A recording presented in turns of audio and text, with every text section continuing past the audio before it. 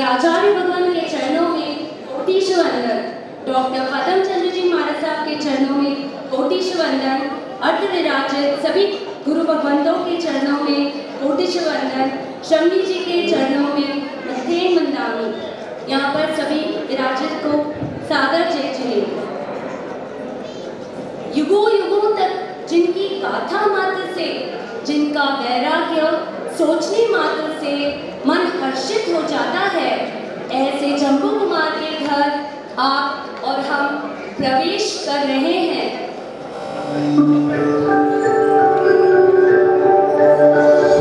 राजगृह नगरी में श्रेष्ठी ऋषभदत्त जो विपुल संपत्ति के स्वामी तथा जीवादि नौ तत्वों के ज्ञाता थे, उनकी पत्नी धारिणी जो सरल स्वभावी एवं जिन शासन में अनुरक्त थी, उनके यहाँ ब्रह्मलोक से एक देव वहाँ का आयुष्य पूर्ण कर धारिणी के गर्भ में अवतरित हुआ। धारिणी ने स्वप्न में सिंह एवं चंपू के फलों से लदा वृक्ष को देखा। गर्भकाल पूर्ण होने पर श्रेष्ठी पत्नी ने सुंदर बालक को जन्म दिया।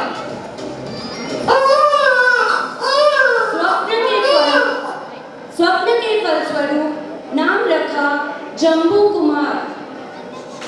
कालांतर में उनकी शिक्षा पूर्ण हुई। युवा अवस्था में 8 श्रेष्ठी कन्याओं के साथ उनके विवाह प्रस्ताव को स्वीकृति दी गई। उन दिनों आर्य सुधर्मा स्वामी अपने शिष्य परिवार के साथ राजगृह नगरी पधारे। जम्बू कुमार भी सुधर्मा स्वामी को श्रद्धा भक्ति सहित वंदन नमन कर धर्म परिषद में बैठ गए।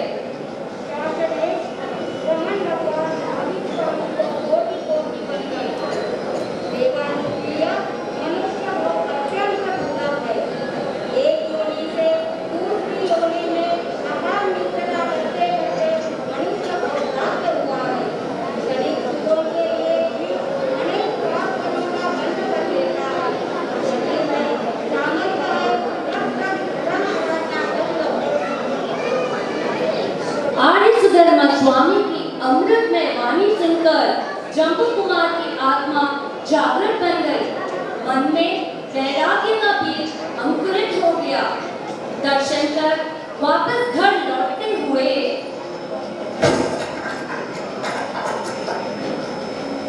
कीड़े का कुछ अगर मुझ पर गिर गया होता तो मेरी मृत्यु तो निश्चित थी। मैं तो अवगत नहीं रह जाता। मुझे कुछ नियम ग्रहण कर लेने चाहिए। यह सोच वे सुधर्मा स्वामी के पास लौटते हैं। आपकी अमृतमय वाणी सुनकर मेरे मन में भावना चली है कि मैं ब्रह्म चर्य का ग्रहण करूं। क्या करें?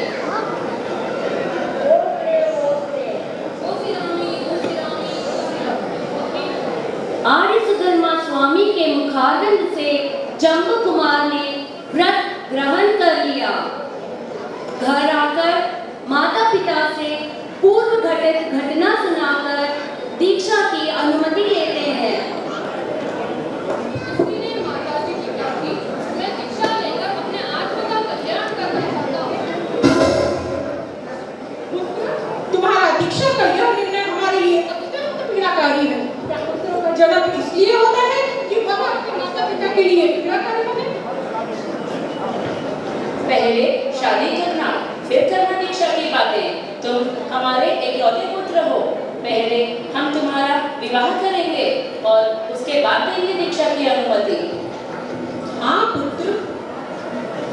माता पिता की इच्छा अनुसार जम्बू कुमार का 8 श्रेष्ठी कन्याओं के साथ विवाह संपन्न हुआ।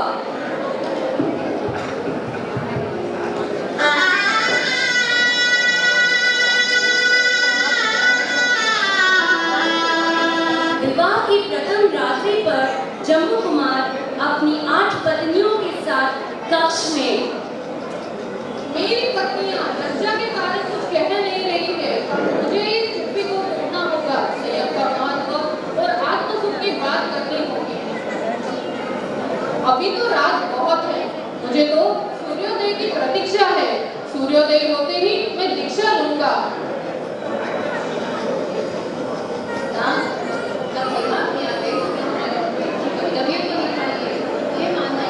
यह ऋद्धि सिद्धि, यह भोग के साधन मिले हैं, इन्हें प्राप्त कर अपने जीवन का आनंद तो लीजिए। समुद्र, तुम भूल रही हो, जीवन का सच्चा आनंद भोगों में नहीं, संयम में है। संयम साधना द्वारा ही मोक्ष के शाश्वत सुखों की प्राप्ति होती है।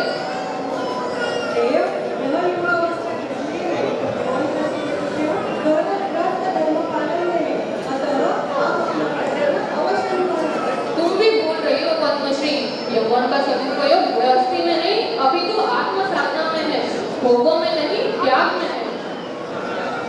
यह जो जीवन मिला है, उन सुखों को छोड़कर अन्य सुखों की लोभ में पड़ गए।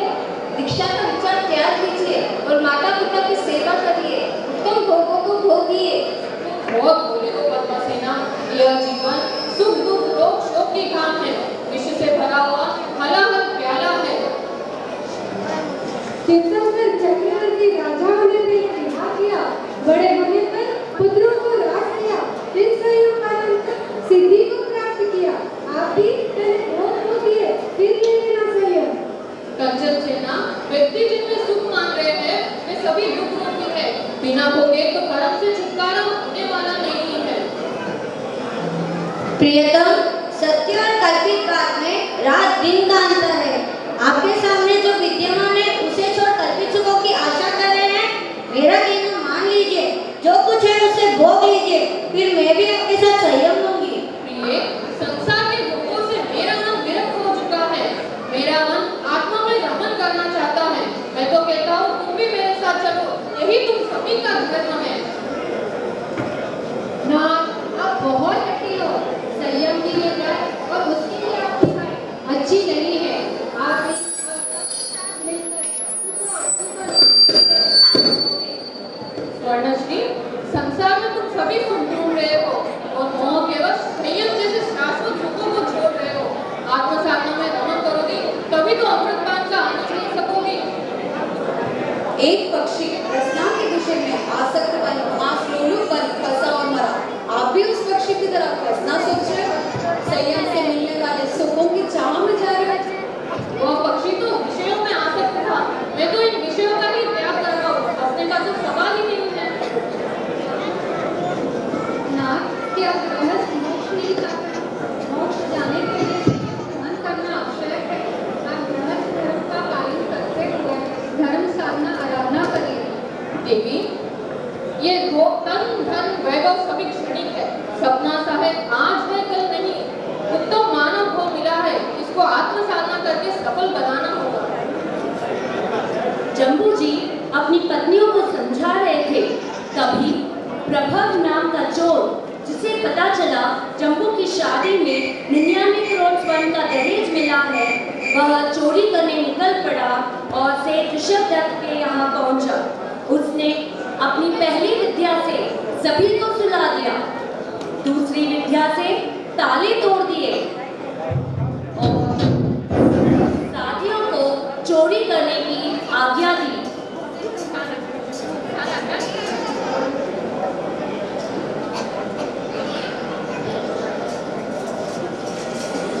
सारा धन एकत्रित कर लो, हो सके जितना उठा लो, गांठें बांध लो और शीघ्रता से चलो। अब ठहरे क्यों हो? चलते क्यों नहीं? हेलो, अरे सरदार जी, कैसे चले? हमारे पैर तो जमीन से चिपक गए, उठ ही नहीं रहे। सरदार प्रभाव जो चारों तरफ देखता है, ऊपरी मंजिल में तीव्र प्रकाश देखा। कमरे के पास पहुंचा तो अंदर जम्बू जी को नवकार गुनगुनाते देखा और बोला, अरे तो आप हो, जिस पर मेरी रिश्ते का अवसर नहीं हुआ, आपने मेरे साथियों को सुला दिया। आप महान हो, आपकी शक्ति महान है। मैं कोई विद्या नहीं जानता, मैं तो वंश करने से नवकार का जाप कर रहा था, जो आत्मा के कल्याण के लिए किया जाता है, ना ही कोई चमत्कार के लिए। यह आत्मा का क्या होता क्या है? सरदार सरदार, जीव बंदर है और चोर मदारी है जो हमें भव भव से नचा रहे हैं। आपने अभी 8 कन्याओं से शादी की है। अंदर दूर समय आप संसारी भोगों को भोगकर बाद में दीक्षा लो। बंधु, जिन सांसारिक भोगों की तुम बात कर रहे हो वह प्रत्येक जीव अनादिकाल से अनंत बार भोग चुका है। अब क्षणिक सुखों के लिए आत्मा के अनंत सुखों को मैं खोना नहीं चाहता। मैं भी अपने आत्मा का ध्यान के लिए आपके साथ दीक्षा लेना चाहती हूँ। हाँ हाँ सरदार जी, हमारे पैर भी खुल गए। हम भी आपके साथ में दीक्षा लेना चाहते हैं। कितना ऊंचा जिन शासन एवं जिन शासन की महिमा, चोरी करने आए हुए का भी हृदय परिवर्तित हुआ और मोक्ष के अभिलाषी बने। इस चौथे आर्य के अंत में 527 भव्य आत्माएं दीक्षित हुई। जिन शासन की जय।